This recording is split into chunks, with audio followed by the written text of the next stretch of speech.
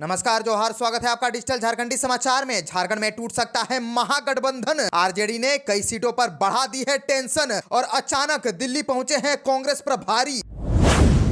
वहीं झारखंड विधानसभा चुनाव में 20 गांवों के लोग नहीं देंगे कोई भी वोट और गांव वालों ने कहा कि चुनाव के बूथ एजेंट बनने वालों के परिवार का कर देंगे दाना पानी बंद। और इरफान अंसारी के बचाव में उतरी कांग्रेस। विवादित बयान मामले में चुनाव आयोग को सौंपा ज्ञापन, बीजेपी के खिलाफ सौंपे सबूत। झारखंड में दिवाली तक रहेगा साइक्लोन दाना का असर। रांची समेत कई जिलों में बारिश की संभावना। 31 अक्टूबर से राज्य में बढ़ेगी ठंड। तो अब तक की सभी बड़ी खबरों पर बात करेंगे, पर उससे पहले आपसे छोटी सी अनुरोध है कि कृपया वीडियो को एक प्यारा सा लाइक अवश्य कर दीजिएगा, क्योंकि आपका एक लाइक करना ही हमारे मेहनत का फल होता है। तो शुरुआत करते हैं आज की पहली और बड़ी खबर से।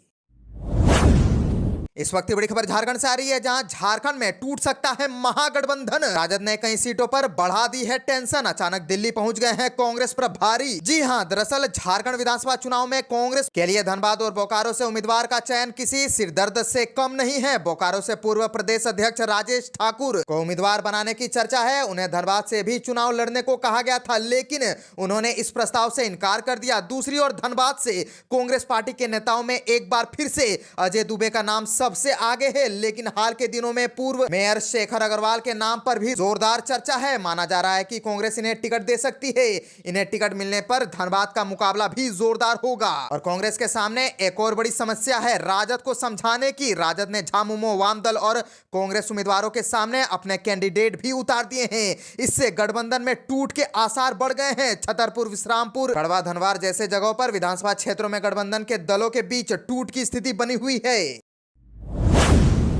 झारखंड से और एक बड़ी खबर आ रही है, जहां झारखंड के 20 गांवों के लोग नहीं देंगे इस विधानसभा में कोई भी वोट और गांव वालों ने कहा कि चुनाव में बूथ एजेंट बनने वालों के परिवार का कर देंगे दाना पानी बंद। दरअसल आजादी के 77 साल बाद भी सड़कें नहीं बनने से घाघरा प्रखंड के बिमरला व दीर गांव पंचायत के 20 गांवों के करीब 15,000 ग्रामीणों में आक्रोश है। इन गांवों के लोगों ने इस बार विधानसभा चुनाव में वोट नहीं देने का निर्णय लिया है। आपको बता दें कि दोनों पंचायत के ग्रामीणों ने जनसभा की और फरमान जारी किया है कि अगर विधानसभा चुनाव में गांव का कोई भी व्यक्ति किसी राजनीतिक पार्टी का बूथ एजेंट बनेगा तो उसके परिवार का बहिष्कार करते हुए दाना पानी बंद कर दिया जाएगा, पंचायती कर सजा भी दी जाएगी। वहीं अगर कोई भी ग्रामीण भी वोट देने जाएगा तो उसे भी सजा दी जाएगी। और ग्रामीणों ने कहा कि हर चुनाव में बिमरला व दीर गांव पंचायत की सड़कें बनाने की मांग की जाती है, लेकिन हर समय विधायक व सांसद वादा करते हैं लेकिन सड़कें नहीं बनती। लोकसभा चुनाव में भी प्रशासन ने आश्वासन दिया था, पर सड़कें अब तक नहीं बनी। इसीलिए इस बार झारखंड विधानसभा चुनाव का बहिष्कार करने व वोट नहीं डालने का निर्णय सभी 20 गांवों के ग्रामीणों ने लिया है। और आपको बताते चले कि ग्रामीण बुद्धिमान खड़िया ने कहा है कि हम लोग यहाँ संकट में जी रहे हैं। सड़क नहीं होने से गर्भवती व बीमार लोगों को अस्पताल ले जाने में परेशानी होती है। गांव में अस्पताल भवन है पर न डॉक्टर है और न नर्स। इलाज के लिए 30 किलोमीटर दूर प्रखंड मुख्यालय घाघरा जाना पड़ता है। स्कूल की छत भी टूटकर गिर गई है। प्रशासन व नेताओं से फरियाद लगाकर लोग थक गए हैं। अब गांव के प्रवेश द्वार पर नेताओं के लिए नो एंट्री की बैरिकेडिंग लगाई जाएगी। तो अब बात कर लेते हैं झारखंड के मौसम की। तो झारखंड में दिवाली तक रहेगा साइक्लोन दाना का असर। रांची समेत कई जिलों में बारिश की संभावना और 31 अक्टूबर से राज्य में बढ़ेगी ठंड। जी हां, दरअसल झारखंड में साइक्लोन दाना का असर अब धीरे धीरे कम होने लगा है।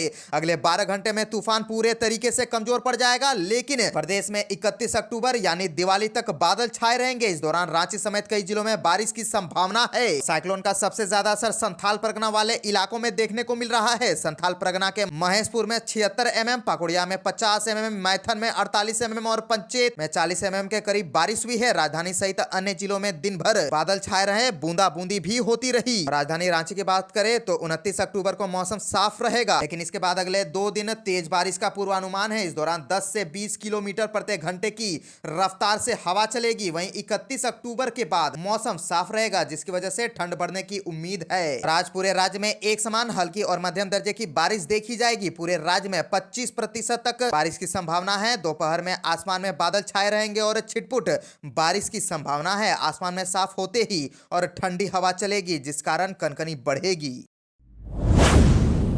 इरफान अंसारी के बचाव में उतरी कांग्रेस। विवादित बयान मामले में चुनाव आयोग को सौंपा गया है ज्ञापन। बीजेपी के खिलाफ सबूत भी सौंपे गए। दरअसल राज्य के ग्रामीण विकास मंत्री और जामताड़ा के कांग्रेस प्रत्याशी डॉक्टर इरफान अंसारी द्वारा सीता सोरेन को लेकर के दिए गए एक तथाकथित बयान को लेकर के जहां भारतीय जनता पार्टी काफी मुखर है, वहीं अब झारखंड प्रदेश कांग्रेस कमेटी भी इस मुद्दे को लेकर के चुनाव आयोग पहुंच गई है। कांग्रेस के एक प्रतिनिधि मंडल ने राज्य के मुख्य निर्वाचन पदाधिकारी से मुलाकात कर उन्हें डॉक्टर इरफान अंसारी के बयान से संबंधित मामले में एक ज्ञापन और पेन ड्राइव सौंपा और भाजपा पर झूठा आरोप लगाने की बात भी कही। प्रतिनिधि मंडल की ओर से कहा गया है कि चुनाव आयोग को सौंपे गए दस्तावेज और पेन ड्राइव जामताड़ा से कांग्रेस प्रत्याशी डॉक्टर इरफान अंसारी पर भाजपा द्वारा लगाए जा रहे झूठे आरोपों की सच्चाई का सबूत है। कांग्रेस प्रतिनिधि मंडल में कांग्रेस नेता डॉक्टर राजेश गुप्ता, छोटू राजन वर्मा और प्रदेश कांग्रेस के मुख्य प्रवक्ता लाल किशोर नाथ शाहदेव शामिल थे।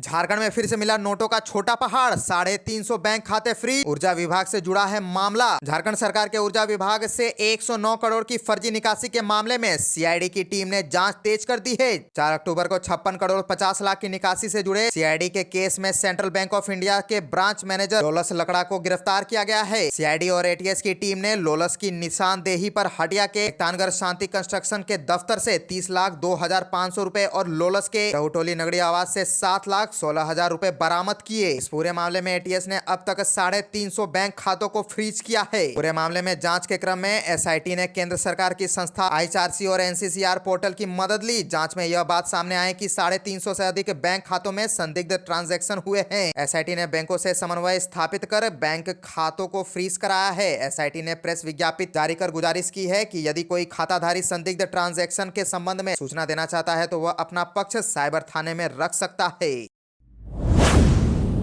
झारखंड से और एक बड़ी खबर आ रही है, जहां झारखंड से लेकर के बिहार तक चला गिट्टी ढुलाई का अवैध खेल बिना माइनिंग चालान के ही राज्यों में भेजा गया। दरअसल झारखंड के साहिबगंज से लेकर के बिहार के भागलपुर में पीरपैंती तक गिट्टी की अवैध ढुलाई में बार बार एक कंपनी सीटीएस का नाम आता रहा है। यही वजह है कि सीटीएस कंपनी गंभीर रूप से ईडी की जांच के दायरे में है। इस कंपनी को झारखंड के शीर्ष राजनेताओं की कृपा और संरक्षण प्राप्त है। बता दें कि झारखंड में ईडी 1000 करोड़ के गिट्टी घोटाला की जो जांच कर रही है, सीटीएस कंपनी की ओर से चिप्स की अवैध ढुलाई का मामला भी शामिल है। इस मामले में ही पिछले साल ईडी पंकज मिश्रा पर हुई चार्जशीट के आधार पर झारखंड के मुख्यमंत्री हेमंत सोरेन को पूछताछ के लिए बुला रही थी। मेसर्स सीटीएस ने भागलपुर के पीरपैंती रेलवे साइडिंग में बिना माइनिंग चालान के ही वर्ष 2015-16 से 2022-23 के बीच 556 रेल रेक स्टोन चिप्स दूसरे राज्यों में भेजा। इधर ईडी ने ईसीआईआर में आरोप लगाया है कि झारखंड, दिल्ली, पंजाब की कंपनियों और रेल अधिकारियों की मिलीभगत से वर्ष 2015 से अवैध खनन और उसकी ढुलाई का काम चल रहा है। ऐसा रेलवे द्वारा जारी आदेश का उल्लंघन कर अधिकारियों द्वारा निजी लाभ के लिए किया जा रहा है। ईस्टर्न रेलवे ने वर्ष 2009 में एक आदेश जारी कर वैध दस्तावेज के बगैर किसी भी तरह के खनिजों की ढुलाई पर प्रतिबंध लगाया था। 2015 से 2019 के बीच हर साल रेलवे रेक से अवैध ढुलाई हुई है। कंपनी सीटीएस इंडस्ट्री ने यह अवैध ढुलाई की है।